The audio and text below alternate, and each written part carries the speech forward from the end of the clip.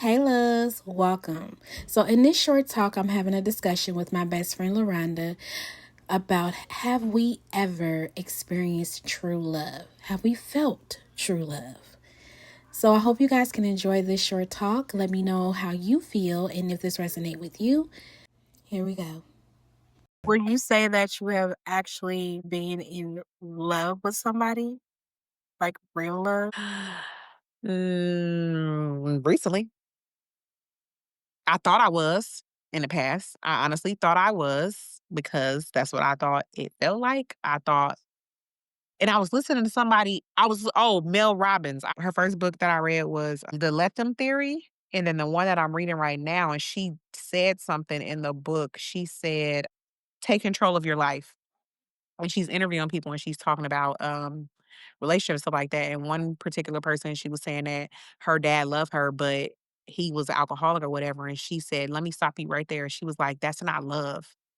You think that's love, but if somebody could hurt you mentally, emotionally, and physically, that's not love. Mhm. We make up excuses for them and we make it seem like it's love, and it's really not love. So with that being said, I definitely felt like I was before until more recently, like it's a feeling that I've never ever felt before. And I think I kind of battle with it because it's like, whoa, like it's kind of scary because it's like, whoa, because it may, you want to be vulnerable and you want to do it. It's like, whoa, whoa, whoa, whoa. And Yeah. yeah, puppy love, puppy love most definitely puppy love. Did I care about somebody, extremely care about somebody? Of course, but it was to the point where I cared and I felt like I loved them and I put them before I put myself. When you're in love with somebody, you don't put them before you put yourself because you first have to love yourself first. Yep. I thought that I loved myself, but now that I'm older and I've gone on my healing journey and I've learned more stuff, like I've never loved myself properly, I should Yeah. say. So Absolutely. I love that. now that I love myself properly and I put myself first before anybody, before my Mhm. kids, before a partner, before anybody, because in order for me to love them the way I need to love them, I have to love myself first because now I have to show you how to love me. I have to show you how to take care of me. I have to show you this and that. We've had conversations about the situation, that I'm in right now, whatever, in that relationship, whatever that I'm in right now. We've had conversations about it, and I like battled, like really, really battled. And I really had to, like, after our last conversation, I like really had to sit with myself and then just having conversations with him, the things that So here. have been said and showed and displayed, nobody has ever done that for me before. And I, I think I was just scared. Like I Yeah. was extremely scared because I'm like, I did just get out of a marriage. I probably shouldn't be dating, but I feel like with me specifically in my situation, I needed, he came at the right time. I prayed, I asked for certain things, and the timing was just crazy. It was Mhm. just crazy. And it's just like, I'm now like, my relationships have all, except for that abusive one, always been out in the public for everybody to see and for everybody to witness and everybody to Mhm. know and all that stuff. This one is different. And I wanted to stay this way because I feel like he was put in my life to slow me down and to get me to understand certain things about myself that I was not going to be able to understand with a different type of person in my life, if that makes sense. Absolutely. So Absolutely. And that's I, you know, great. I Right. go ahead. No, I would say, I've always been a social one and I'm always here and there trying to show up for everybody, do this and do that. And I was like, oh, I'm just tired. I just need to go to sleep. I'm sick. And now I'm sick because I'm just, tired. He's the one that taught me you're exchanging too much of your energy with people that you should not be exchanging your energy with. That's your energy being sucked. And that's why you feel the way you feel. Cause I'm Mhm. like, when I'm with y'all, we good. I can go home and I could clean up the house and I be cool. But certain people, I will go around them and I'm just like, when I come home, I'm exhausted. Not saying that I don't get exhausted still, because I still deal with a lot of people and I still deal with a Right. lot of energies because I have clients, but I've learned like, oh, that's what that looks like. Your energy is being sucked. You need to reel yourself in. You need to give yourself some days or whatever. So it's like now I know to give myself those days and stuff like that. And it's like I've done mental health classes and, talked about stuff like that, but nobody's ever taught me about the energy part. And I'm just like, oh, I'm exchanging so much of my energy and I got to do this and do that. And it took for him to come into my life to help me understand that. Mhm. So Mhm. as you know, I haven't said, I don't want to talk to you anymore. Wait, I are haven't you called openly saying, like, you have a partner now? definitely, but I'm keeping it tucked and I'm not displaying it to the world. I don't want to talk to the world about it because that's my safe space. Absolutely.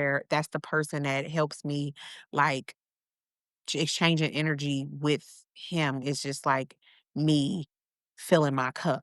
Like that's where I go when I need that, or if I just need to lay and just like be quiet and not talk and just he calms my energy. He just calms me. So it's like I stopped fighting. I stopped fighting it because I feel like I was fighting it too much. And I was like, you're gonna end up losing something really good. And it's like I don't wanna talk.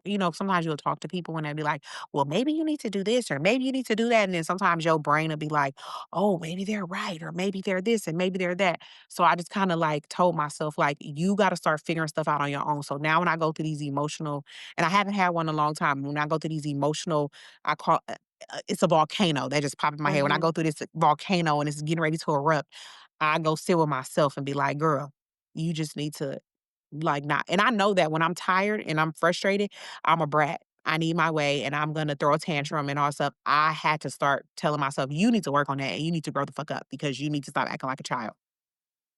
You know, it nothing is ever planned, but that's why I feel like we have a soul tie as our friendship and our union because we have been going through some changes that are very similar at the same time and we have been able to support each other through that. And I think that's beautiful. I just got really emotional because I know exactly what that's like. Because I feel like, especially in one relationship, I don't even know if it was a relationship because I love this person dearly and I still love this person dearly. And we have always been on and off, back and forth, back and forth. But then I realized at a point to where I was never chosen to be first. I was always promised it, told it, and I was always that one that would be picked to go back to have some times. Yeah. And it's not like I didn't say no. It's not like I didn't because I had love for him. I still do. It's Uh-huh. not the same, but I still do. And it's a lot of things that I regret doing, but that's that. I can't take it back. Right. But I did notice, like, I was you constantly told that, "I love you, I love you, I love you, I love you." I was always told that. He always told me he loved me, but I was never chosen first, Yeah. and I had to come to that realization, like, that's not love. Yeah. Like, that's not and then, you go with these karmic partners and all this other kind of stuff, and it's like, "What were you thinking?" And then you go back like, "Why would you do that?" Like but Yeah. then you don't think about it because you just be in the moment and you feel these things and you want these things and all this other kind of stuff. But then as you get older and as we started to evolve, it's like, why would I even make those choices that I made? Because Because I we didn't know thought it no was better. love. You Yeah. love somebody, but it's like you were never chosen, girl. You were never chosen. You were But just there. that's why it's like I feel like we need to break that cycle and we need to teach our kids what love really look like, and it starts with Absolutely. us and teach them because I mean I've never talked to my mom about relationships. I never talked to my mom about what love is and stuff. You just love shows that you just take care of somebody and you do for people. Yeah. That's what I thought love was. You have to show them and do this and do that, and that's what we think we have to do. Like we think it's like we have to pour into this person. We have to do this and do that to prove.